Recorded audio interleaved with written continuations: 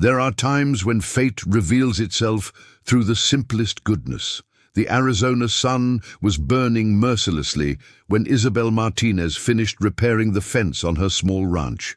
Her calloused hands held the hammer with the same firmness she had learned in the 20 years living alone in this barren land. The gray-haired, determined-looking woman had chosen that patch of desert not by chance, but because no one there asked questions about her past or the scars she carried on her heart.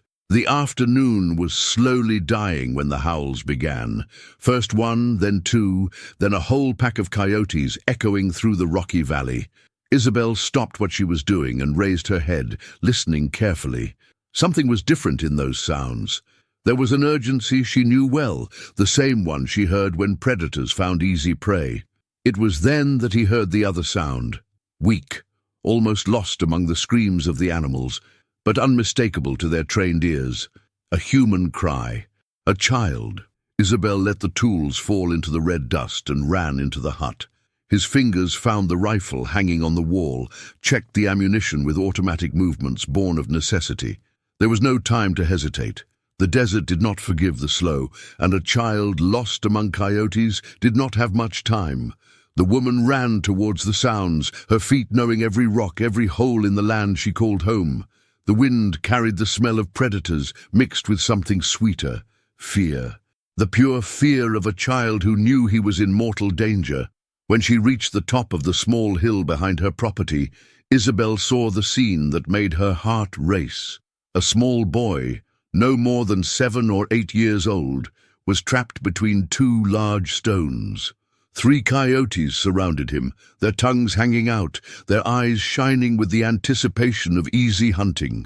The boy held a small stone in his hand, but his arms trembled so much that he could barely hold it up. Isabel didn't think twice.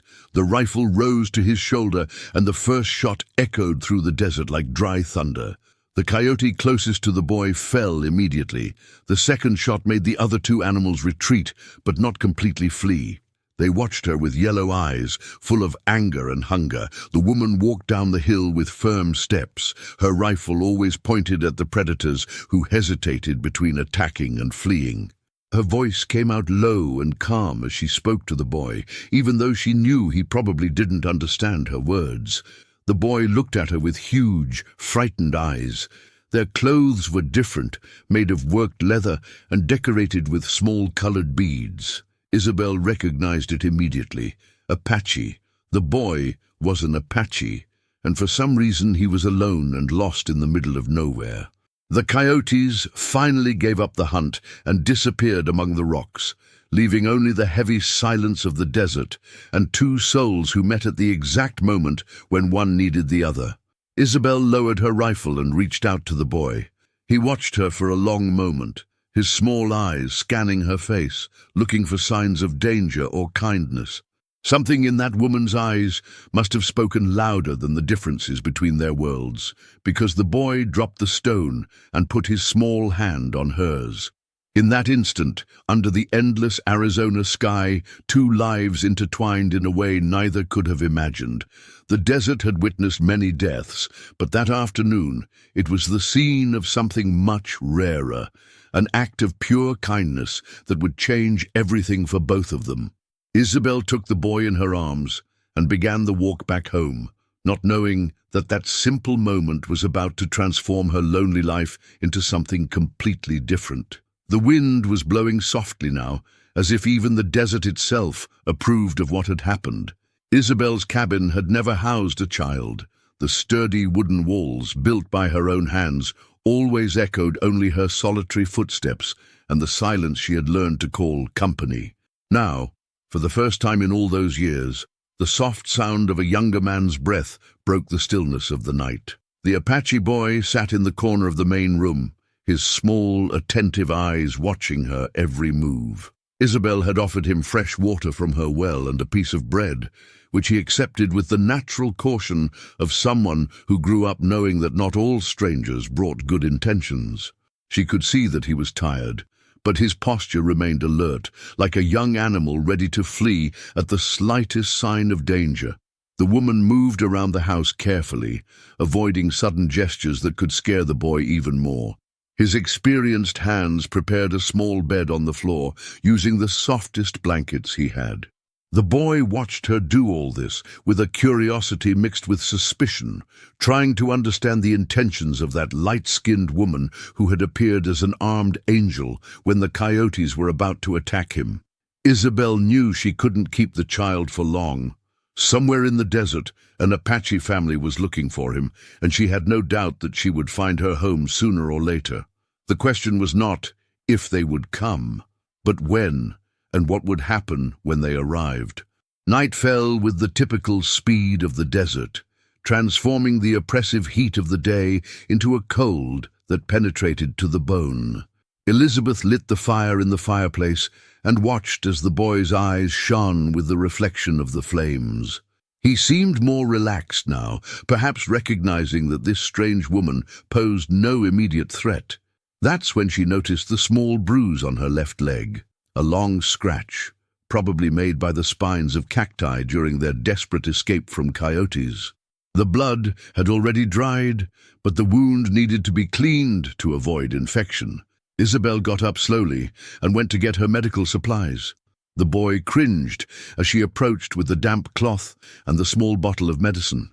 His eyes filled with fear again, and for a moment Elizabeth thought he was going to try to run away. But then she did something she had learned years ago when she was still caring for injured animals. She showed him her own scars. He lifted the sleeve of his shirt, revealing a long white mark on his forearm, left by barbed wire many years before. Then he pointed to a small mark on his forehead, the result of a fall from a horse when he was younger. The boy watched her with renewed attention, his eyes studying those marks as if they were a map of the difficulties she had faced.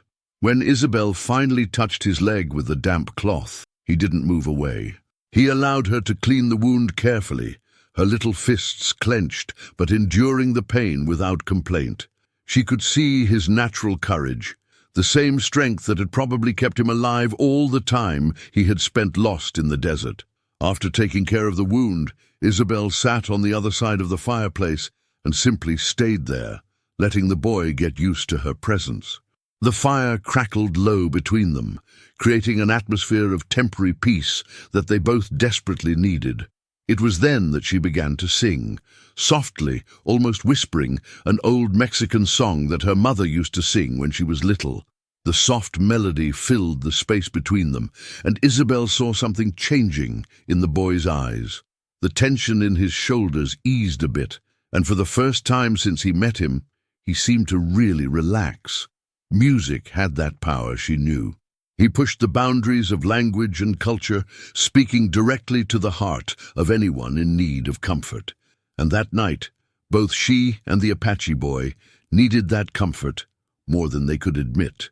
When the song ended, the silence that enveloped them was no longer tense. It was the kind of stillness that exists between people who have found, even temporarily, a safe place in the world. The boy finally lay down on the bed she had prepared, his eyes still watchful, but no longer filled with fear. Isabel remained awake for a long time that night, watching the child's quiet breathing and wondering how a decision as simple as saving a life could have changed the pace of her lonely existence so much. The dawn brought with it more than just the golden light of the desert. Isabel woke up to the sound of hooves approaching, a cadenced rhythm that cut through the morning silence like sharp blades. Her heart raced immediately, not from fear, but from the certainty that the moment she knew would come had finally arrived. The Apache boy had also listened. His eyes opened at once, and he sat on the makeshift bed with the speed of someone who never had the luxury of waking up slowly. For the first time since he had arrived at the cabin, a small but genuine smile appeared on his face. He recognized those sounds. Isabel got up and walked to the window, pulling the thick curtain back slightly. What she saw made her hold her breath. 5 Apache warriors approached on painted horses, their silhouettes silhouetted against the still rosy dawn sky. They did not ride in a hurry, but with the quiet determination of men who had finally found what they sought. The boy ran close to her and pointed to the warrior who was ahead. His words came out in Apache, quick and full of joy, but Isabel didn't need to understand the language to understand what he was saying. That man was his family. The woman took a deep breath and opened the door of the hut even before the knights arrived at her yard. She wanted to show that she had nothing to hide, that the boy was safe and well cared for. His hands remained visible and away from the rifle he had left propped up on the inner wall. The warrior leading the group got off his horse with fluid movements and walked towards her. He was a tall man, old enough to bear scars from many battles, but still young enough to radiate the strength of a warrior at the peak of his capabilities. Her eyes, the same dark tone as the boy, studied Isabel with intense attention. It was then that the boy ran out of the cabin and threw himself into the man's arms. The words they exchanged were incomprehensible to her, but the emotion behind them was universal: relief, love, gratitude. The warrior lifted the boy in his arms and quickly examined him, checking to see if he was injured or mistreated. His eyes returned to Isabel when he finished his inspection. The boy spoke quickly, gesturing in her direction and then pointing to the hills where they had found the dead coyotes.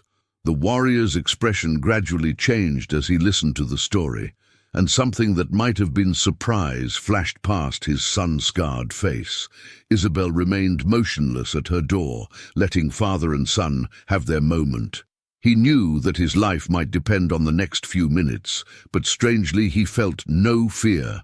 He had done what any decent person would do in the same situation, and if it brought him trouble, at least he could face them with a clear conscience. The warrior put the boy on the ground and walked towards her. His steps were measured, careful, like those of someone who did not want to be interpreted as a threat. When he got close enough that she could see the wrinkles around his eyes, he stopped and watched her for a long moment. Then he did something she would never expect.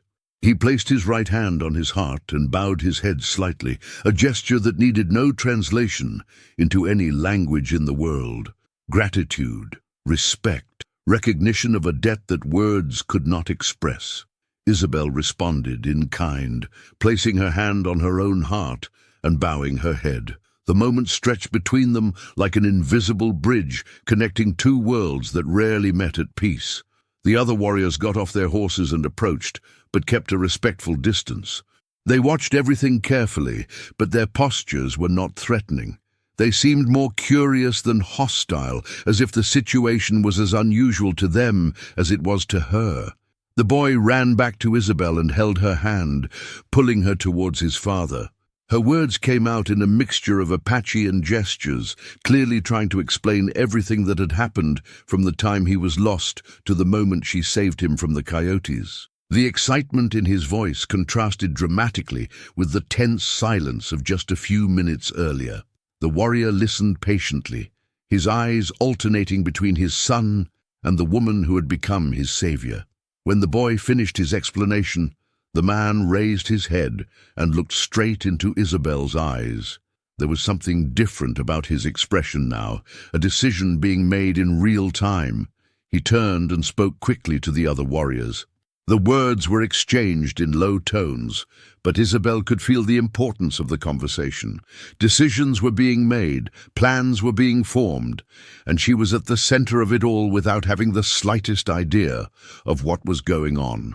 The sun had already risen completely by the time the conversation ended, bathing the small ranch in golden light that made the red stones of the desert glow like jewels.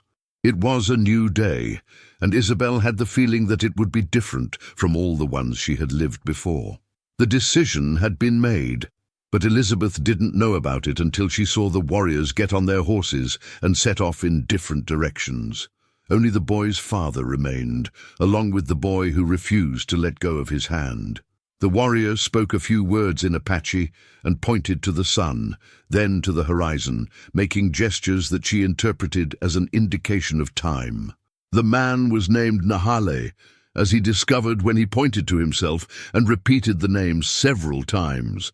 The boy was Kitse, his youngest son, who had been lost during a sandstorm 3 days earlier. The whole family had gone in search of him, and now that they had found him, there was a debt to be paid.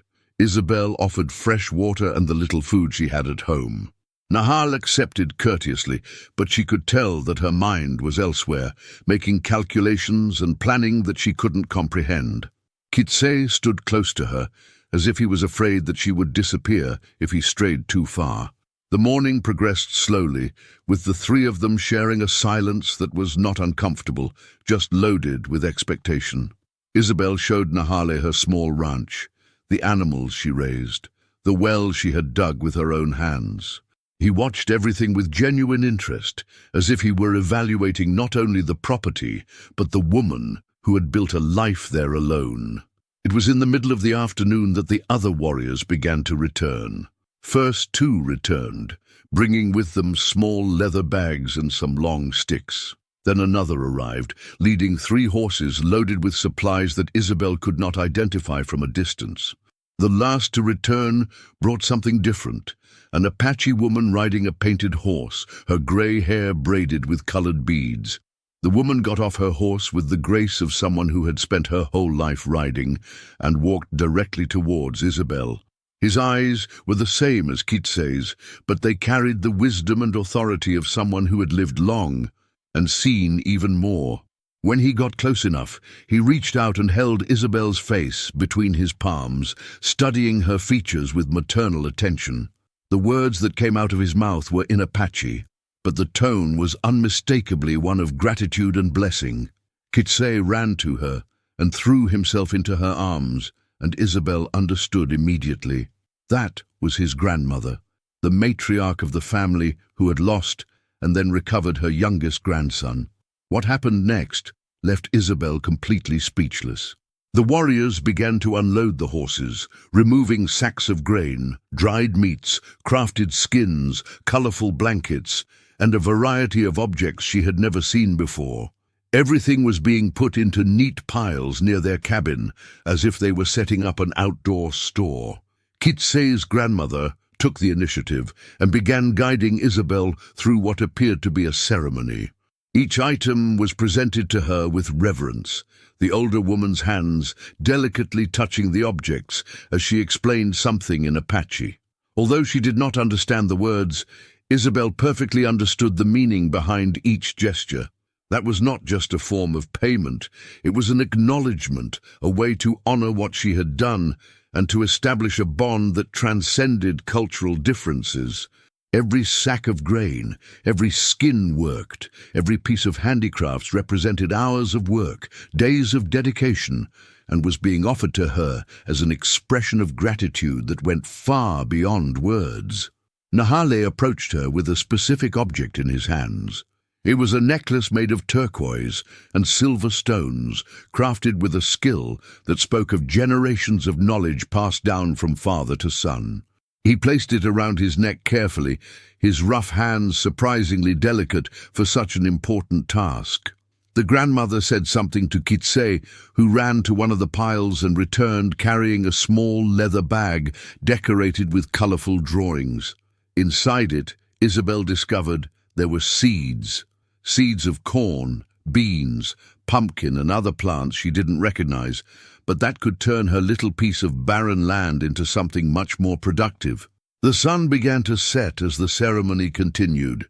Each member of the family presented something to her, from the youngest warriors to the eldest matriarch. Isabel felt as if she was being officially accepted into something bigger than herself. Something that would forever change the way she saw her life in the desert. When it was all over, her cabin was surrounded by more food and supplies than she had seen in years. But more important than the material objects was the feeling that hung in the air. Mutual respect, genuine gratitude, and something that could be the beginning of an unlikely but true friendship. Kitsay approached her one last time before her family left. He held her hand and said something in Apache that she didn't understand, but that sounded like a promise. His small, bright eyes seemed to say that this was not goodbye, but just the end of the first chapter of a story that was just beginning. Nahal mounted his horse and looked at her one last time. There was something different in his eyes now, a connection that had been forged not through words, but through actions and mutual recognition of shared values. He raised his hand in farewell and led his family back to the desert that was his home.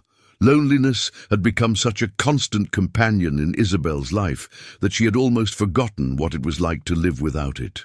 But that night, as she was organizing the gifts that had transformed her humble cabin into something that looked like a thriving warehouse, she rediscovered the meaning of true abundance.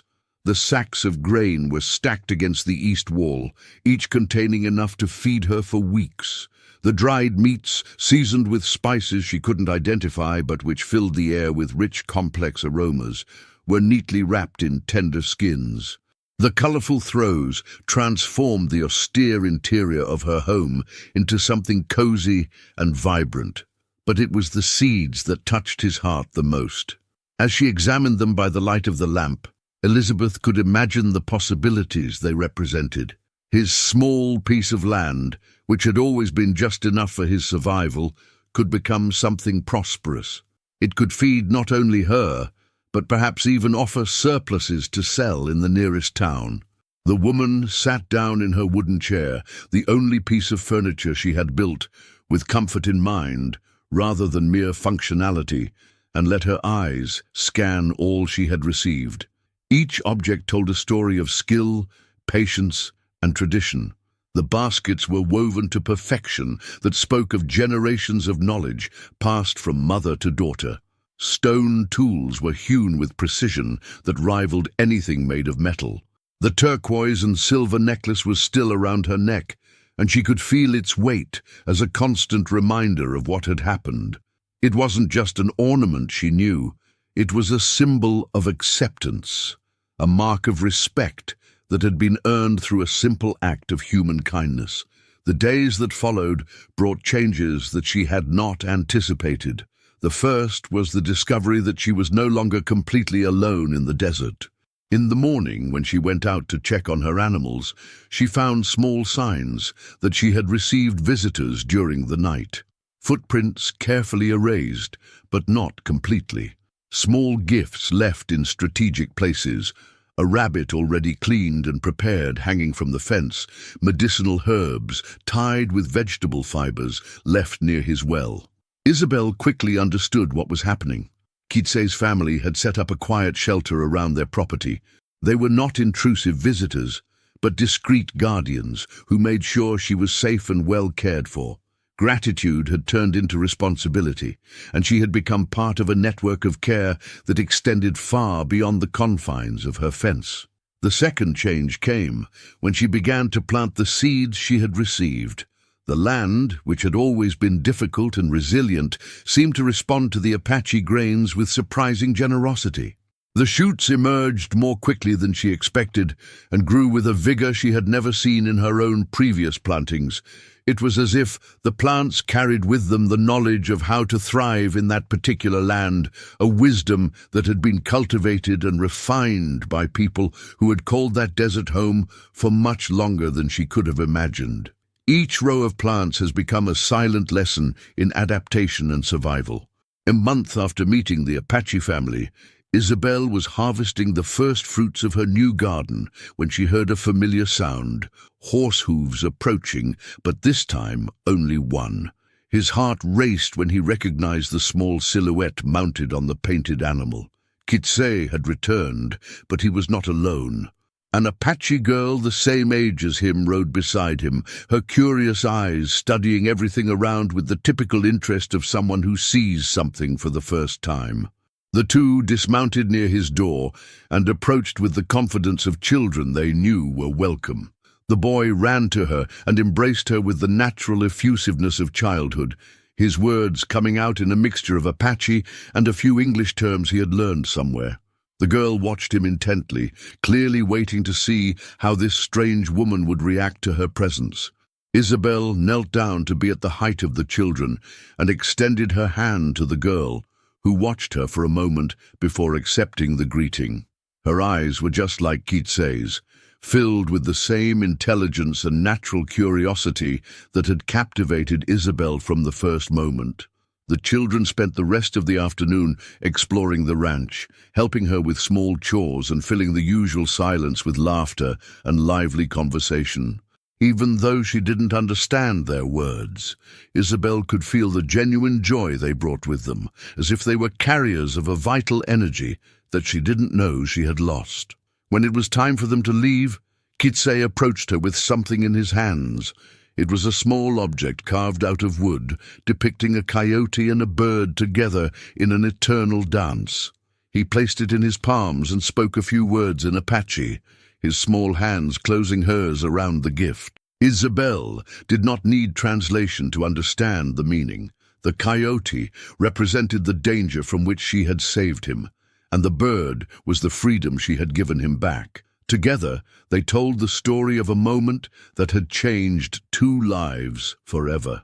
That night, after the children left, Isabel sat on her porch and watched the starry desert sky. The loneliness was still there, but it had turned into something different.